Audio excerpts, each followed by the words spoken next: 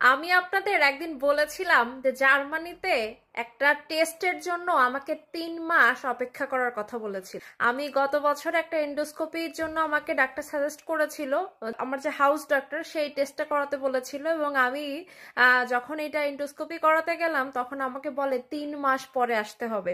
তো 3 মাস পরে আসতে হবে, এর মধ্যে শিডিউল না থাকা এবং 2-3 জায়গায় ফোন দিয়েও 3 মাসের মধ্যে একটা এন্ডোস্কোপি করার কোনো স্লট না পেয়ে আমি তখন আর কি ঘরোয়া উপায়ে আর কি ট্রিটমেন্ট করা শুরু করে দিলাম, এবং আমার আর কোনো এন্ডোস্কোপি লাগেনি, এবং গত 1 বছর ধরে এখনো পর্যন্ত আমি যথেষ্ট ভালো আছি। কিন্তু মজার বিষয় হচ্ছে, মজার বিষয় বলবো না দুঃখের বিষয় বলবো আমি জানি না, আমার ছেলের জন্য একটা টেস্টের দরকার ছিল। তো আমরা হচ্ছে ওরও পেটে ব্যথা হচ্ছিল, যার কারণে সাথে সাথে আর কি ডাক্তারের কাছে যাওয়া হলো, হাউস ডাক্তারের কাছে। তো হাউস ডাক্তার আর কি তাকে সাজেস্ট করলো তারও একটা টেস্ট লাগবে, এবং গত মাসের 5 তারিখে আমরা ডাক্তারের কাছে যাওয়ার পরে 28 তারিখে টেস্টের ডেট দিল। ধরেন 9 বছরের একটা বাচ্চার যার পেটে ব্যথা হচ্ছে 5 তারিখে, সে 28 তারিখে ডেট পাচ্ছে। আমি আপনাদেরকে প্রমাণ এই যে এখানে দিয়ে দিচ্ছি, আপনারা দেখেন, নিজেরা দেখলেই বুঝতে পারবেন। তো এই যে 20-25 দিন পরে একটা টেস্টের জন্য ডেট পাওয়ার যে বিষয়টা আসলে আমার কাছে একদমই লজিক্যাল মনে হয় না।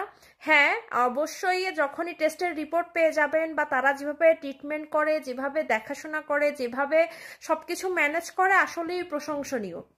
এবং আমার ছেলের মানে সব থেকে আশ্চর্যের বিষয় হচ্ছে তার এই টেস্টের পরে কোনো খারাপ রেজাল্ট আসেনি, এবং সে পুরোপুরি সুস্থ। ইভেন টেস্ট করতে গিয়েও ওই দিনও তার আর কোনো প্রবলেম হয়নি, এবং ফুল বডি চেক আপ করেছে, তার একদম মাথা থেকে পা পর্যন্ত যা লাগে প্রত্যেকটা জিনিস তারা চেক করেছে।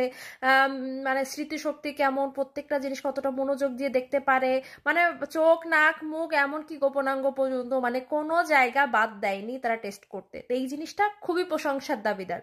কিন্তু ধরেন এই যে বললাম 5 তারিখে ব্যথা হয়েছে, 28 তারিখে হচ্ছে যে তার টেস্টের রিপোর্ট, মানে টেস্ট করাবে তারপরে রিপোর্ট।